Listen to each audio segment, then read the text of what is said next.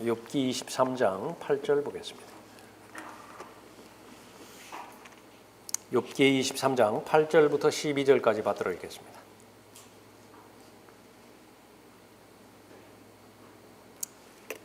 보라, 내가 앞으로 가도 그분은 거기 계시지 아니하고 뒤로 가도 내가 그분을 감지할 수 없도다. 그가 왼편에서 일하시나 내가 그분을 바라볼 수 없고 그가 오른편에서 자신을 감추시니 그분을 볼 수가 없도다. 그러나 그는 내가 택한 길을 알고 계시니 그가 나를 연단하시면 내가 금같이 나오리라. 내 발이 그의 발걸음을 따랐고 그의 길을 지켜 벗어나지 아니하였도다. 내가 그의 입술의 명령에서 돌아서지 아니하였고 내가 그의 입의 말씀들을 내게 필요한 음식보다 더 귀히 여겼도다. 오늘 설교의 제목은 고난을 통해 완성되는 인생입니다. 특히 욥기에서 인생에 대해서 자주 반복적으로 다양한 그림을 통해서 설명하고 있죠. 인생을 항해라고 한다고 한다면 마땅히 항해 준비를 해야 합니다. 또 인생이 전쟁이라고 한다면 전쟁 준비를 해야 되는 것은 너무나 당연하죠.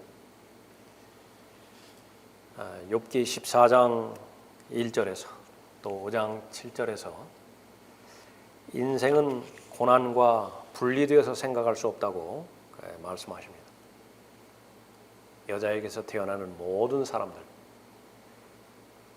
아담의 범죄 이후로 모든 사람에게 적용되어지는 것은 바로 고생하려고 태어나는 것입니다.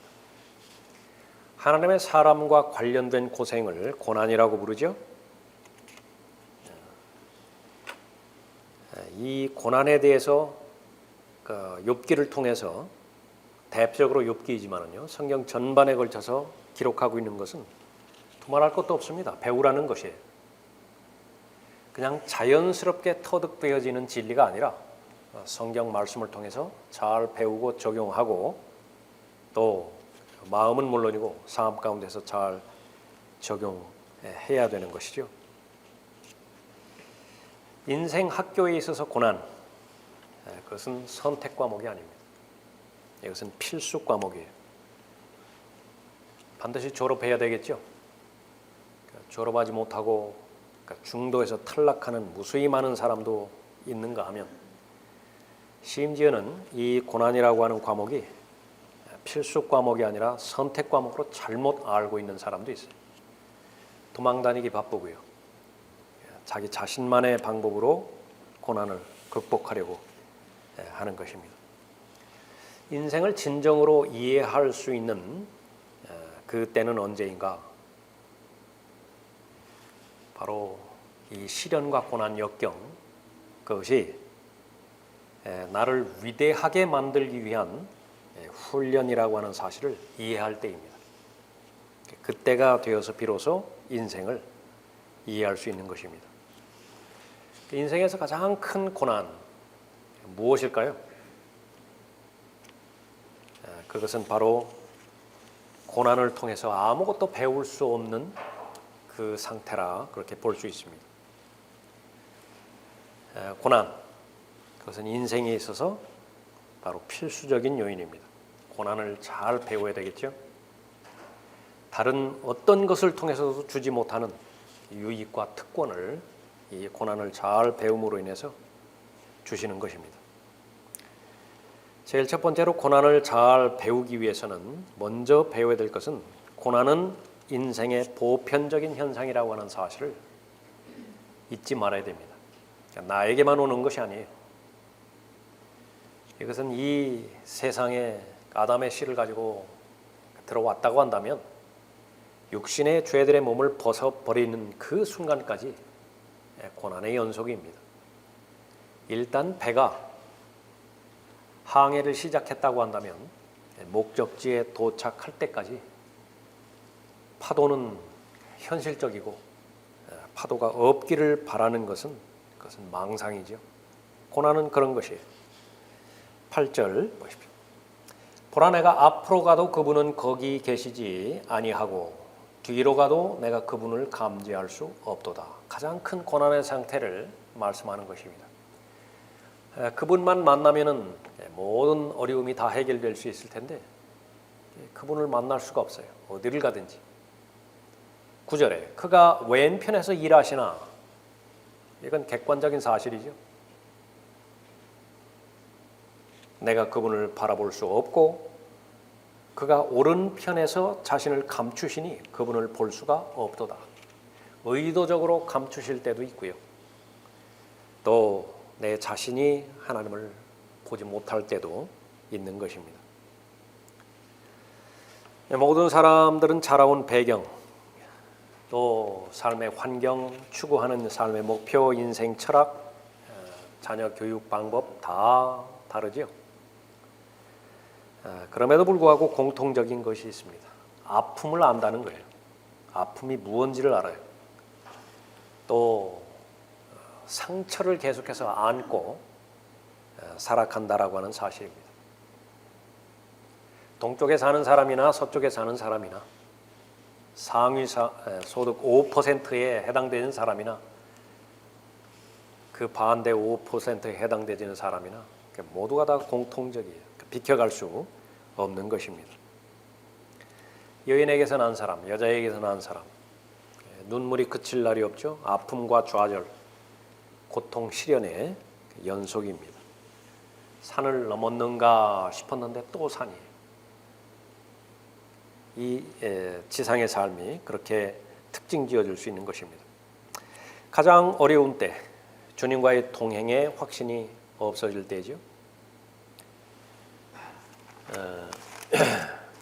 욥기 9장 16절에서도 보면 비록 내가 부르짖어 그분이 내게 대답하셨을지라도 나는 그분이 내 음성에 경청하셨다고는 믿지 아니하리라.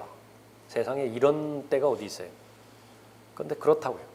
하나님께서는 한순간도 하나님의 자녀에게 눈길을 뗀 적이 없으시지만은 고난이 크게 올 때요, 역경이 지속적으로 달려올 때 과연 하나님은 계시는 것인가? 하나님께서는 나에 대해서 말씀하고 계시는 것인가? 내가 잘 모르는 것입니다. 그분이 폭풍으로 나를 부수시고 까닭없이 내 상처를 많게 하시며 그분이 나로 숨도 쉬지 못하게 하시고 괴로움으로 나를 채우시는도다. 현상만 바라볼 때는 이렇게 말할 수밖에 없습니다. 제일 인생에 있어서 어려운 때, 실상은 주님을 만남으로 인해서 많은 문제가 해결되죠. 삶의 원리와 원칙들을 가르쳐 주셨을 때에 그것을 잘 적용하면 많은 문제가 다 잘 풀리기도 합니다. 또 직접적으로 하나님 앞에 간구하고 기도로 요청해서 응답을 받기도 하죠. 그러나 욥은 다른 사람이 아니라 하나님의 사람이죠. 특별히 하나님의 사람이기 때문에 받아야 되는 고난이 있습니다. 고통이 있어요. 다른 사람은 안 받아도 돼요. 옳은 일을 했다라고 하는 이유 때문입니다. 의인의 신분으로서 매일매일 하나님과 동행한다라고 하는 그 이유 하나 때문이에요. 그러니까 그것으로 인해서 고난을 당하는 것인데, 신약에서도 그리스도인에게 그대로 적용시켜서 말씀하고 있죠. 그리스도인이기 때문에 받는 고난입니다. 아브라함은 하나님께서 가라고 하는 땅으로 갔죠. 그러면 만사 형통해야 되는 것이 일반적인 사람의 상식일 것입니다. 그런데 가서 얼마 안 있다가 기근이라고 하는 고난을 만났어요. 잘 이해가 안 되죠. 요셉, 하나님께서 특별한 방법으로 계시해 주셨죠. 그 계시, 그 꿈으로 인해서 또 하나님의 계획이 계속 요셉을 통해서 순탄하게 실현되는 것이 일반적인 기대이지만은요, 말할 수 없는 고난을 받았죠. 미움을 받았고, 그것도 까닭없이 미움을 받은 것입니다. 그러니까 노예로 팔렸고 억울함의 연속이었고요. 모세는 어땠습니까? 원하지 않는다고 그렇게 뒤로 뺐지만은 하나님께서 말씀하셨기 때문에 최종적으로 그 명령에 순종했죠. 그 순종한 결과는 무엇이에요? 백성들로부터 원망과 불평을 들었습니다. 최소한 200만 명이 넘는 이스라엘을 인도해서 약속의 땅까지 끌고 가야 되는 것인데 그것은 고사하고 나를 즉시 죽이소서. 내가 은총 입은 것이 분명하다고 한다면 나를 즉시 죽여주십시오. 그래서 나로 하여금 비참함을 보지 않게 해주십시오. 고난입니다. 그리스도인, 그리스도로 인해서 받게 되지는 박해, 경건하게 살고자 하는 목표를 세웠다라고 하는 이유 때문에, 그 믿음과 실행이라고 하는 이유 때문에 고난과 역경을 받게 되는 것이죠. 고난은 얼마나 다양하게 옵니까? 육체적으로 오고 재정적으로 오고 또 정서적인 어려움을 경험하게 되고요. 인간적인 관계에서 또 얼마나 많은 갈등과 또 내면적인 전쟁을 치르게 되나요? 그것을 전체적으로 포함하는 것이 또 영적인 시련이죠. 예상되어지는 때에 고난이 온다고 한다면 준비라도 하죠. 전혀 예상하지 못할 때에, 거의 준비가 없는 때에 고난이 닥친다고 한다면 얼마나 당황하겠습니까? 교통사고가 있겠고 각종 질병이 있겠고 밖으로 드러난 그것은 또 극히 일부일 것입니다. 안에 품고 있는 그런 어려움들 얼마나 많습니까? 자신의 죄 때문에 오는 것도 있고 다른 사람의 죄 때문에 오는 것도 있어요. 하나만 와도 힘들 텐데 2개, 3개가 한번 겹친다고 생각해 보세요. 얽히고 설켜서 2중, 3중으로 삶을 공격할 때 얼마나 포기하고 싶겠습니까? 그 사실이 일반적인 사실이라는 것이에요. 보편적인 현상이라고 미리 알려주시는 것입니다. 그래서 제일 첫 번째 배워야 되는 것은 고난은 인생에서 보편적 현상이라고 하는 사실입니다. 고난이 없기를 바라는 것, 그것은 고난에 대해서 잘 못 배운 사람이죠. 고난의 인생학교에서 고난은 선택 과목이 아니라 필수 과목인 것입니다. 내가 하나님을 만나는 그 부분들이 희미해질 때 가장 어려운 때입니다. 주님께서 과연 나의 상황을 알고 계시며 나와 동행하고 계시는 것인가? 지금 현재 이 상황에서도 그것이 의심이 될 때에 이 고난에 대한 교리를 잘 알았다고 한다면 우리가 찾아본 구절 가운데 있어서 하나님은 모르시는 것이 없어요. 분명히 일하고 계시다고요. 다만 내가 발견하지 못할 뿐이에요. 고난을 잘 배우라. 2번째, 무엇을 배워야 됩니까? 그 고난에는 목적이 있음을 배워야 됩니다. 10절 보십시오.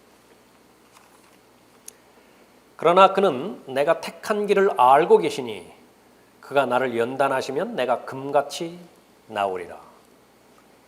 과정은 택한 길을 알고 계시는 것이고요. 목적은 순금이에요. 정금입니다. 고난의 목적이 있는 것이죠. 제일 먼저 알아야 되는 것은 사람에게 유용하게 쓰여지는 순은이 되겠죠. 순금이 되겠죠. 그것은 캐낸 상태로서는 쓰지 못한다는 사실입니다. 거듭난 그리스도인, 신부는 하나님의 아들로 입양된 상태이지만은요, 하나님을 섬길 수 없어요. 불가능해요. 하나님께서 맡겨준 일을 감당하지 못합니다. 그 상태에서는 감당하지 못해요. 반드시 연단 받아야 되고 훈련 받아야 되는 것인데 어떤 과정을 통해서 쓰임 받을 수 있는 것인가? 그것은 바로 성장하는 인격이죠. 예수 그리스도의 충만하심에 장성한 분량에까지 이르는 것, 그분의 성품을 계속해서 닮아가는 것입니다. 성장하는 것입니다. 반드시 알아야 되는 것은 이 순수한 인품, 그리스도인의 하나님께서 내가 거룩하니 너희도 거룩하라라고 하는 거룩함을 향해서 자라가는 그 새 사람이 성장하는 것은 결코 좋은 환경에서는 형성되지 않는다는 사실입니다. 쓰라려야 돼요. 쓰라린 단련 뒤에 비로소 하나님께서 인정하시는 인격이 되어지는 것입니다. 하나님께서는 이스라엘에 대한 계획을 가지고 계셨죠. 그래서 불러내셨습니다. 그런데 이스라엘이 불순종해요. 어디에다가 넣은 것인가? 그러니까 용광로에 넣었다고 말합니다. 용광로라고 말씀하시기도 하고요. 은과 관련돼서, 금과 관련돼서 용광로에 정련하는 것에 대해서 말씀하고 있습니다. 보라, 내가 너를 정련하였으나 은과 함께하지 아니하고 고난의 용광로에서 너를 택하였도다. 모든 성도에게 확장되어서 적용한다고 한다면 성도들에게 닥치는 시련, 그것은 정련을 위한 것임을 가르쳐주는 것입니다.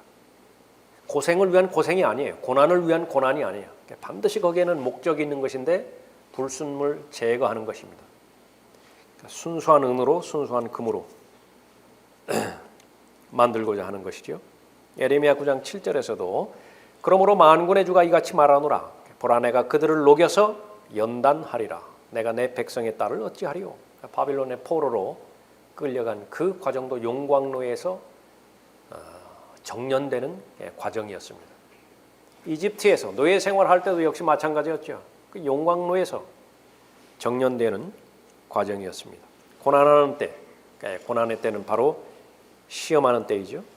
원석에는 찢기가 엄청나게 포함되어 있는데 그 찢기를 다 제거해야 됩니다. 목적하는 바를 이루기 위해서는 필수적이에요. 그 용광로의 과정을 비켜갈 수 없는 것입니다. 오 하나님이여, 주께서 우리를 시험하셨고 주께서 은을 연단하심 같이 우리를 연단하셨나이다. 성경에서 은이라고 하는 말이 많이 나올 때는, 그때는 가치로 볼 때는 금보다 더 가치가 더 많이 나갔던 적도 있었다고 합니다. 금도 가장 귀한 보석이고 은도 가장 귀한 귀중품이죠.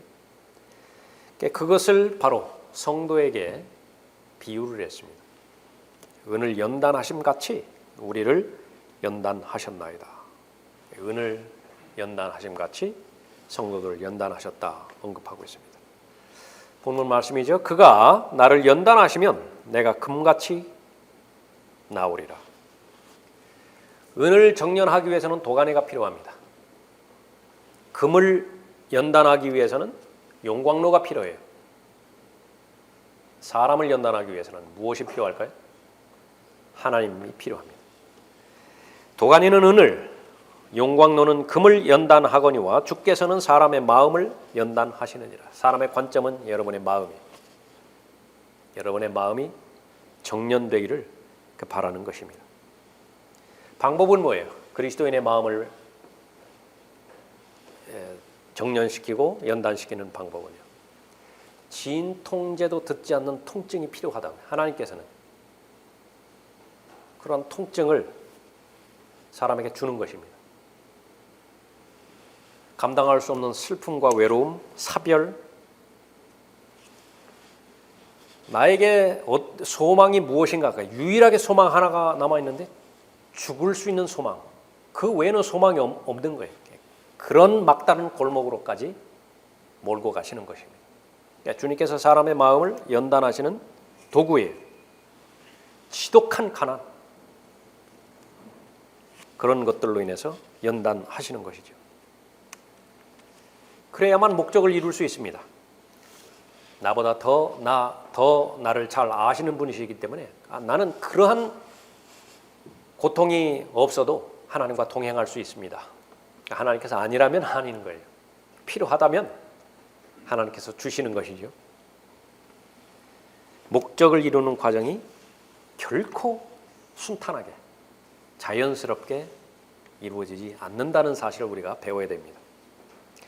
마음에서 녹을 제거하는 데는 거친 연장이 필요하다. 사람들이 만든 격언입니다. 거친 연장, 그건 아주 큰 방해물을 제거할 때나 쓰죠. 큰 망치라든지 아주 날카로운 끌이라든지. 사람 마음 안에 녹이 끼었는데 그 녹을 제거하는 데는 가장 거친 연장이 필요하다는 말입니다. 용광로를 지나기까지는 자신 안에 얼마나 많은 불순물이 있는지 알 수 없다. 고난을 통과하기 전까지는 괜찮은 사람으로 알았다는 그 말이에요. 그러나 용광로를 지나가서 보면 얼마나 많은 불순물들이 묻어 있었는지, 해결해야만 되는 찌꺼기들이 많았는지 비로소 알 수 있다라고 하는 사실이죠. 고통은 복도 저주도 아니에요. 복은 아니라고 하는 말은 이해가 되는데 저주일 것 같은데 아니에요. 저주도 아니에요. 그러면 하나님 말씀 가운데서 볼 때 복은 무엇이냐? 다만 기회일 뿐이에요. 그 기회를 사서 얻을 수도 있고요. 그 기회를 잃어버릴 수도 있어요. 하나님께서는 하나님의 사람으로 계속 성장하기를 바라는 것이죠. 잘 빚어져야 됩니다. 후기장이에 비유된 하나님이라고 한다면 우리는 그분의 손에 붙잡혀서 잘 빚어져야 돼요. 무엇을 빚으시든지 전적으로 의탁해야 됩니다. 거기에 대해서 내 의지라든지 내 의향이라든지 그것이 적용되어지는 한 그 작품은 다시 부서뜨려야 돼요. 온전한 작품이 아니기 때문에 그런 것입니다. 베드로전서 1장 6절에서도 고난에 대해서 언급하고 있는데, 그러므로 필요하다면 너희가 여러 가지 시험으로 잠시 슬퍼할 수밖에 없지만, 내 입장에서는 필요 없어요. 하나님 보시기엔 필요하다 하시는 것입니다. 그 차이를 우리는 믿음으로 극복해야 돼요. 그러므로 필요하다면 너희가 여러 가지 시험으로 잠시 슬퍼할 수밖에 없지만 그것을 크게 기뻐하는 것은 너희 믿음의 시련이 불로써 단련될지라도 없어져 버리는 금보다 훨씬 더 귀하게 되어 예수 그리스도께서 나타나실 때에 칭찬과 존귀와 영광을 받게 하려 함이니라. 시험이 오면은요, 시험에는 세 가지가 있죠. 유혹에 해당되는 시험이 있습니다. 요셉에게도 한번 왔었죠. 대항하면 안 돼요. 싸우면 안 됩니다. 도망가야 돼요. 발견하자마자 도망가야 돼요. 육신의 정욕에 해당되는 모든 것들 거기에 해당되어지는 것이죠. 또 테스트가 있습니다. 그것은 반드시 통과해서 합격해야 돼요. 합격! 그러니까 도장 찍어야 됩니다. 창세기 22장에서 아브라함에게 내려진 시험이 바로 그 부분이었죠. 그러니까 그것은 믿음으로 통과할 수 있어야 돼요. 연단의 과정, 고난의 과정을 잘 인내로 극복해야 되는 시험이 있습니다. 트라이얼. 그래서 인내해야 돼요. 세 가지 중에서 분별하기가 제일 힘든 부분입니다. 나머지 두 개는 이해가 돼요. 분별력도 있어요. 이거 내가 피해야 되는 것이구나. 이거는 내가 합격해야 되는 것이구나. 그런데 이 연단의 과정은 이해가 안 돼요. 처음에. 도대체 왜 나에게? 그 질문부터 시작되는 것입니다. 끝이 어딘지를 몰라요. 하나님께서는 잠깐 동안이라고 말씀하셨는데 그분께서 말하시는 잠깐의 시간관념 우리가 알죠? 하루라고 말씀하셨는데 1000년으로 보실 수 있는 분이라. 그러나 지나고 보면 그분의 말씀이 옳지요. 잠깐 동안이었어요. 죽기까지 신실하고자 하는 그런 마음으로 잘 인내할 수 있어야 되는 것이죠. 모든 것들을 다 가장 최상의 삶으로 인도하기 위해서 하나님께서 허락하시는 것입니다.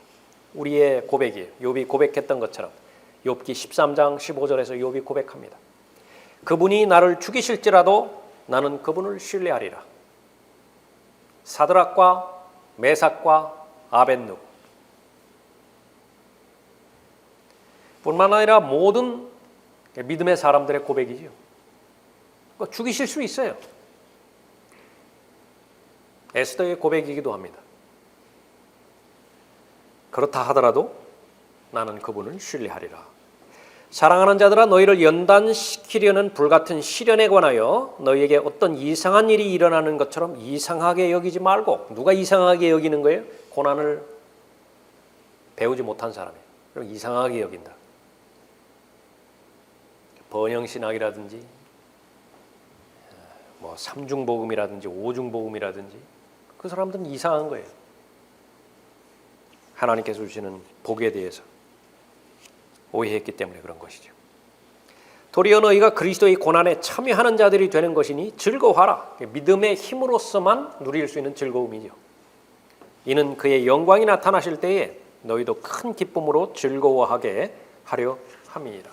하나님의 목적이 있고 하나님의 목표가 있는데 그것을 받아들이지 못하는 한 아무리 시련의 결과가 좋은 것임을 안다 하더라도요, 즐거워할 수 없어요. 그러면 누가 고난에 대해서 올바로 잘 반응하고 잘 배울 수 있는 것인가? 하나님의 목적에 동의하는 사람입니다. 결국은 금이 되어서 나오는 것입니다. 순금이 되어서 정금이 되어서 나오는 것이죠. 용광로를 통과하면서 하나님께서 기대하시는 기대가 하나 있습니다. 그것은 무엇인가?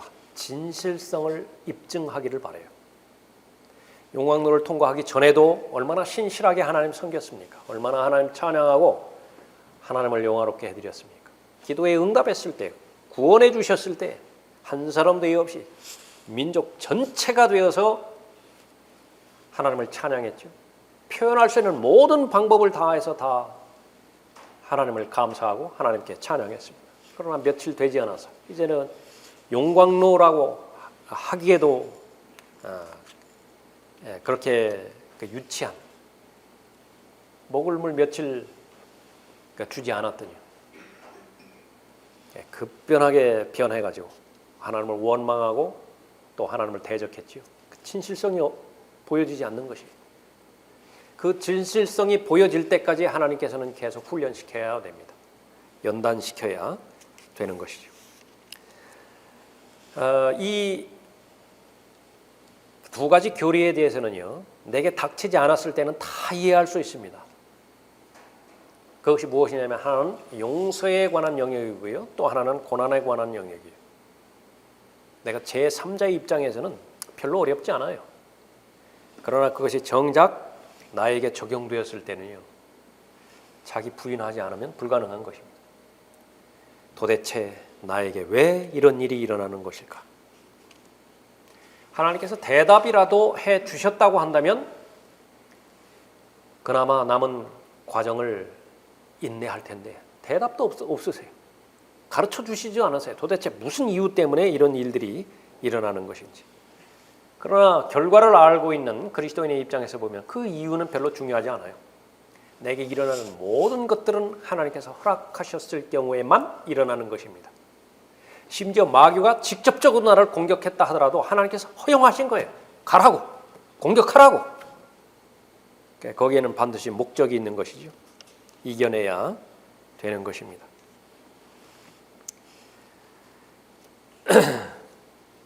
다윗은 하나님의 마음에 일치하는 사람으로 되었죠. 그러나 그 과정은 일생 동안 사울에게 쫓기는 삶을 살아야만 됐습니다. 그 과정이 용광로의 과정이었죠. 그래서 하나님의 마음에 맞는 사람, 일치하는 사람이 된 것이에요. 바울은 끝까지 하나님으로부터 쓰임받은 사람이죠. 가장 큰 특권입니다. 신약 성경에서 나오는 가장 큰 특권, 끝까지 하나님으로부터 쓰임받는 사람이에요. 육체에 가시가 있었기 때문에 가능해요. 배웠죠. 참된 믿음이 있다고 한다면 어떤 시련이 와도 어떤 고난이 와도 바로 욥기 23장의 본문 말씀을 내가 알고 있기 때문에 주님 바라볼 수 있습니다. 주님의 약속의 말씀을 결코 놓지 않죠. 계속해서 주님과 동행할 수 있도록 인도해 주시는 것입니다. 고난이 주는 능력이 있습니다. 그것은 무엇이냐? 하나님만 바라봐야, 하나님만 신뢰합니다. 하나님의 약속만 붙잡는 것입니다.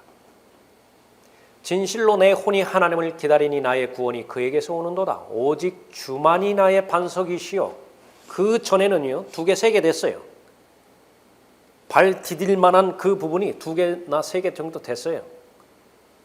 그러나 이제는 어떻습니까? 그러니까 돌아갈 배가 다 불살라져 버린 거예요.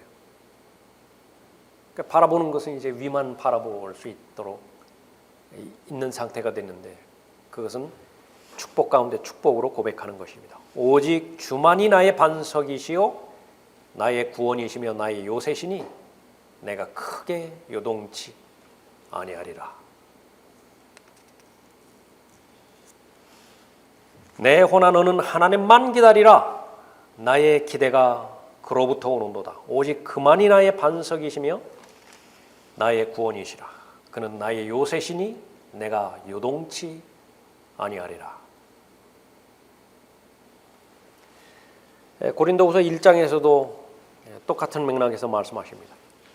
삶의 절망에까지 이른 적이 있었죠. 극심한 압박, 얼마만큼 극심했느냐 그러면 견딜 힘을 잃어버렸어요. 그래서 삶의 절망에까지 이르렀습니다. 자살 충동을 말하는 거예요. 이제 더 이상 살고 싶지 않아요. 그러나 그때 하나님의 은혜 가운데서 하나님 한 분만을 신뢰하고자 하는 그런 힘을 주신 것입니다. 그러니까 그 하나님 한 분만을 신뢰하고자 하는 그 믿음을 주시고자 삶의 절망에까지 몰아붙이신 거예요. 그것을 나중에서야 깨닫게 된 것입니다. 이는 우리로 우리 자신을 신뢰하지 아니하고 죽은 자들을 살리시는 하나님만을 신뢰하게 하려 함이라. 인생에 있어서 가장 귀한 교훈이 있다고 한다면요, 과거에 하나님께서 도우신, 구원해 주신 간증입니다.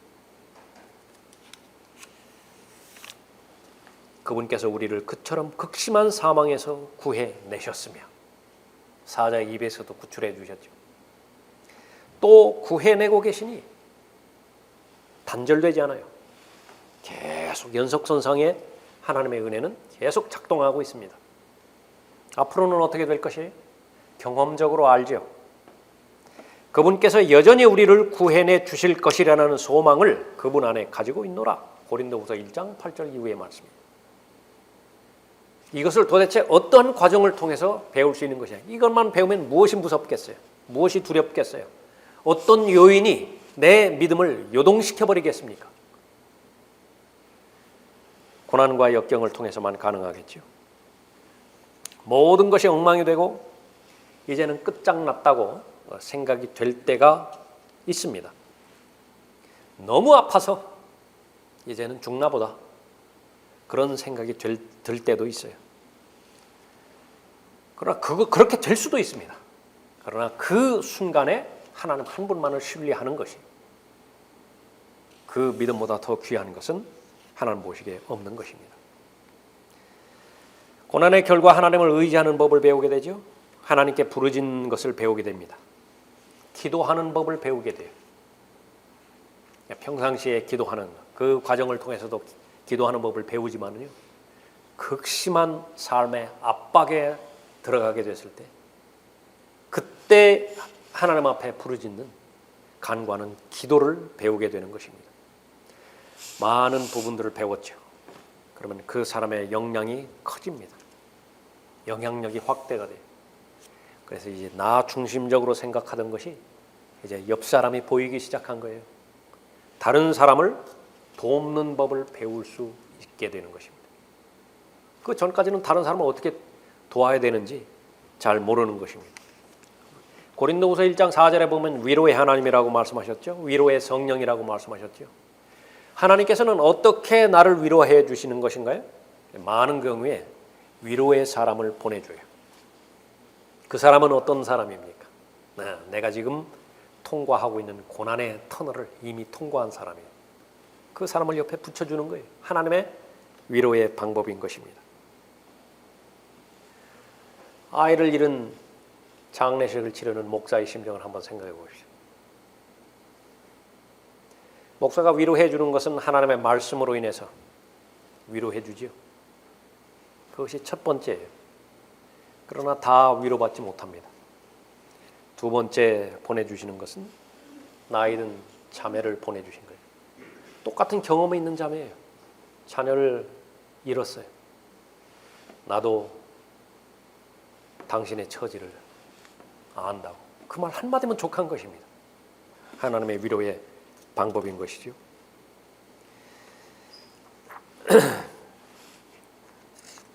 신뢰할 수 없는 인간을 신뢰하지 말고 또 하나님 한 분만을 신뢰하게 하려는 것이 하나님의 목표라고 한다면 시련은 필수적입니다. 고난은 필수적이에요. 그것은 바로 죽음의 골짜기라고 하는 골짜기를 통과해서만 빚어지는 인격이기 때문에 그런 것이죠. 인생은 고난의 연속입니다. 하나님 만나기 전까지는 그저 고생일 뿐이에요. 그러나 하나님 만나고 나서는 이제는 그것은 금으로 빚어지기 위한 과정입니다. 조건이 있습니다. 반드시 배워야 돼요. 고난이 닥친다고 해서 다 금으로 정련되는 것이 아니라 배워야 되는 것입니다. 고난을 잘 배우라. 마지막 세 번째로 순종을 통해서만 고난의 목적을 이룰 수 있음을 배워야 되는 것입니다. 11절 보십시오. 내 발이 그의 발걸음을 따랐고, 지금 이해가 되지 않아요. 납득도 되지 않습니다. 그러나 믿음으로 따르는 거예요. 내가 내 발이 그의 발걸음을 따랐고 그의 길을 지켜 벗어나지 아니하였도다. 내가 그의 입술의 명령에서 돌아서지 아니하였고 내가 그의 입의 말씀들을 내게 필요한 음식보다 더 귀히 여겼도다. 고난을 배운 사람의 고백입니다. 고난의 때에 더욱 믿음으로 온전히 따르고자 한다고 한다면 이제 그 고난이 주는 특권을 얻을 수 있는 것이죠. 주님께서는 분명히 계획이 있으셔서 훈련의 과정, 연단의 과정, 고난과 역경의 과정을 허락해 주셨습니다. 내가 알아요, 그걸. 그런데 힘들죠. 자기를 부인하고 예수 그리스도를 앞세워서 그분이 걸어가신 발자취를 따라가야만 되는데 그 길 외에는 없어요. 그런데 육신의 성향이 강해서 고의적으로 이탈해버렸습니다. 예수 그리스도를 부인해버렸어요. 똑같은 은을 만들기 위해서, 순은을 만들기 위해서 도가니 위에 원석을 넣었는데 어느 은은 순은으로 나와서 좋은 그릇으로 쓰여서, 은그릇으로 쓰여서 하나님 앞에 영광이 돌아가는가 하면은요, 어떤 은은요 새하얗게 타버려요. 그것을 에레미야 6장에서는 버림받은 은이라고 말합니다. 두 가지예요. 똑같이 용광로에 들어갔는데, 도가니에 들어갔는데 하나는 순은이 될 수도 있고 하나는 버림받은 은이 될 수도 있어요. 하나님의 염원은 무엇입니까? 절대로 버림받은 은이 되지 말라는 것이에요. 그러나 우리가 아는 것처럼 확률적으로 볼 때요, 거의 대부분의 경우가 이 고난이 인생을 망쳐버려요. 자신의 마음을 연단하고자 하는 목적으로 하나님께서 그렇게 허용하시려는데 자신의 마음이 엉망진창이 돼버려요. 양심이 화인 맞아버리고요, 이중인격자가 되어버리고요, 위선자가 되어져 버리고 모든 것에 대해서, 특히 순수한 하나님의 말씀에 대해서 안 믿어요. 그것은 성경에나 있는 것이고 비참하게 되는 거죠. 주님께서 우리 안에서 일하시도록 이 고난의 때에 전적으로 주님을 신뢰하고 의탁해야 하는 것입니다. 이때야말로 하나님께서 전지하신 분이시고 전능하신 분이심을 믿을 수 있어야 돼요. 내가 바라볼 수 있는 가능성은 제한적일 수밖에 없습니다. 도대체 이 상황이 어떤 과정을 통해서 해결될 것인가? 몇 개 되지 않는다고요. 그러나 하나님께서 다루시는 방법은 무궁무진합니다. 무에서 유를 창조하시는 분이시기 때문에 그렇죠. 시편 23편 4절에서 다윗이 이 하나님을 목자에 비유해서 시를 지었죠. 자신이 어디로 들어가고 있습니까? 죽음의 그림자의 골짜기로 들어가고 있어요. 제일 비참할 때예요. 압살롬의 반역으로 인해 가지고 지금 쫓겨다닐 때라고. 내일이 보장받지 못하는 때입니다. 무엇을 보여주는 것입니까? 모든 사람의 보편적인 인생의 골짜기가 바로 죽음의 골짜기를 통과한다라고 하는 것을 보여주는 것이죠. 죽음 자체가 아닐지는 모른다 하더라도 그 죽음의 그림자를 만나게 돼요. 아, 여기까지구나.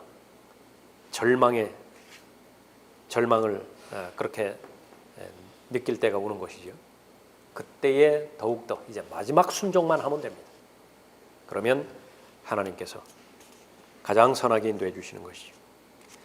그 고난의 때에 하나님께서는 절대적으로 그 고난을 이길 수 있는 방법으로 말씀을 언급하고 있어요. 다시 보십시오. 12절.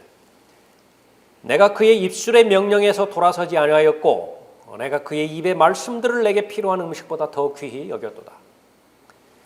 고통이 너무 심하면요, 제일 먼저 입맛부터 잃어버리죠.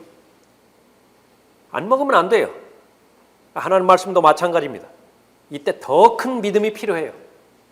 그래서 하나님의 말씀으로, 믿음으로 하나님의 말씀 앞에 다가섰을 때요, 하나님께서 기적을 베풀어 주시는 것인데 그 말씀의 맛을 느끼게 해주시는 것입니다.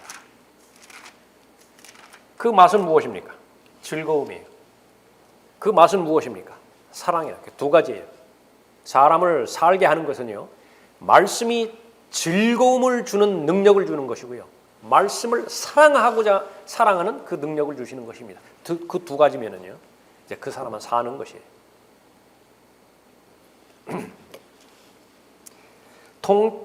통치자들도 앉아서 나를 비방하였으나 주의 종은 주의 규례들을 묵상하였나이다.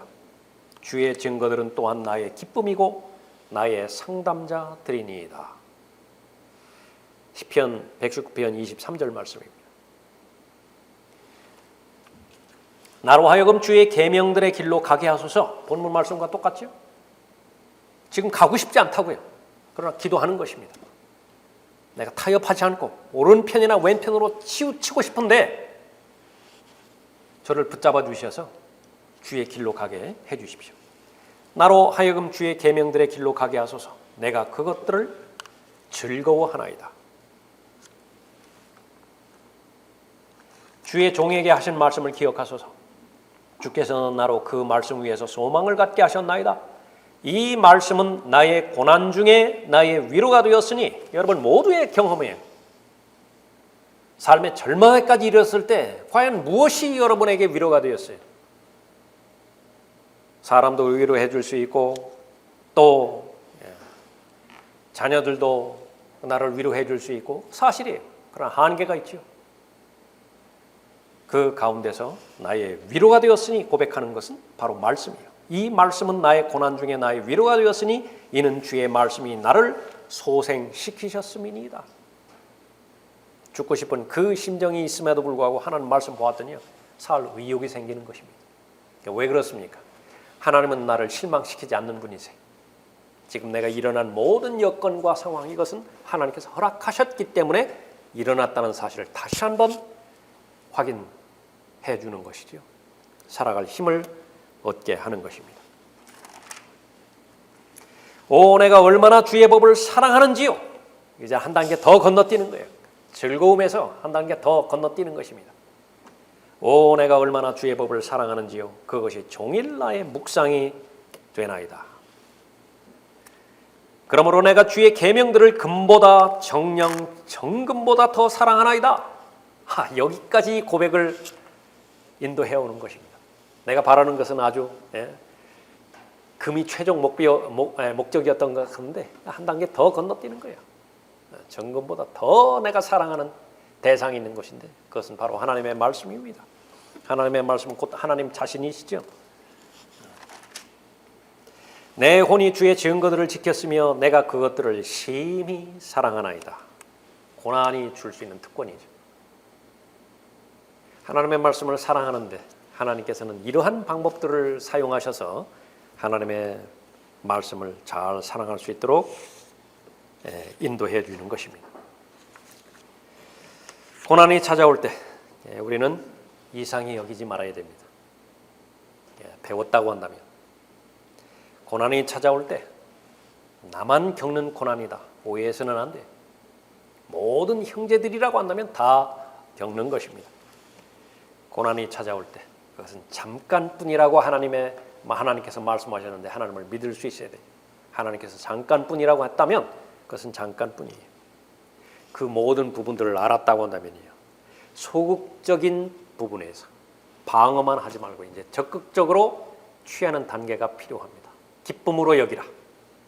왜요? 바라보았잖아요. 다른 사람은 이런 코치를 만날 기회가 없다고요. 다른 사람이라면 이런 감독을 만날 기회가 없다고요. 그럼 나는 둘 다 만난 거예요. 최고의 코치와 최고의 감독을 만난 거예요. 이제 내가 그 훈련 스케줄에 게으름 부리지 않고 잘 따르기만 하면 돼요. 그 과정만 잘 패스를 하기만 하면 돼요.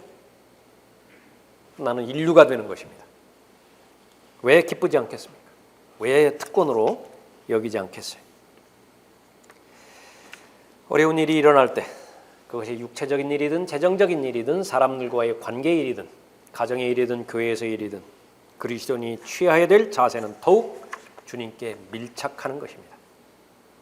주님께 더 밀착한다라고 하는 것은 더 구체적으로 말씀에 밀착하는 것을 말하는 것이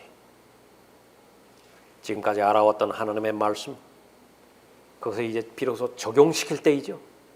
다시 한번 그 말씀으로 돌아가서 위로의 말씀과 도전의 말씀과 확신의 말씀을 찾아서 소리내서 읽는 것이 이미 암송하고 있었던 말씀이지만 다시 하나님 앞에 고백해 드림으로 인해서 나에게 절대 진리가 됨을 말씀을 통해서 하나님을 신뢰하는 것이죠.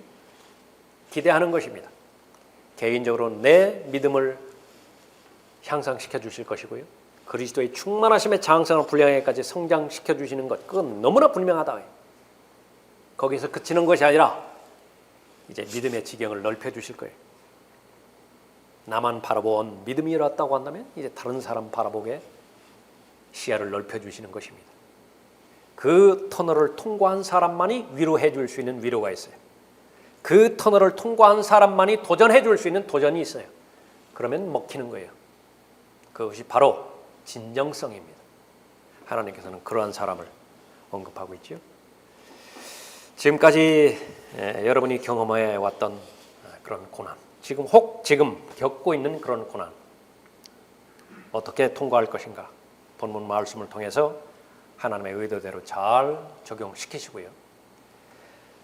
또 이렇게 구체적인 그런 고난이 일어나지 않습니까? 하나님 앞에 감사드리십시오. 대신에 그런 고난과 역경에 처해 있는 지체들 나의 고난으로 가지고 와서 그 사람의 입장에서 기도하고 또 그 사람을 섬길 수 있는 방안 또 도울 수 있는 방법을 하나님께 간구드림으로 인해서 믿음의 동역자요 전우이들이죠. 우리가 다 같이 들림받아 올라갈 그때까지 맡겨주신 일들을 감당하고 있는 또 분투하고 있는 그런 팀원들인데 동역자들인데 내 문제로 가져와서 하나님 앞에 간구할 때에 모든 일들이 합력하여 선을 이루는 하나님의 말씀이 그 영역에서도 실현되어질 것입니다. 하나님 앞에 진정성을 가지고 나아가서 기도할 때에 여러분의 믿음이 늘어나고 여러분의 믿음이 커질 것을 기대하면서 그 터널 중간에 있다고 한다면 얼마 남지 않은 것이거든요. 그 약속의 말씀을 믿고 포기하지 않고 기도와 인내로 나아가는 여러분이 되시기 바랍니다.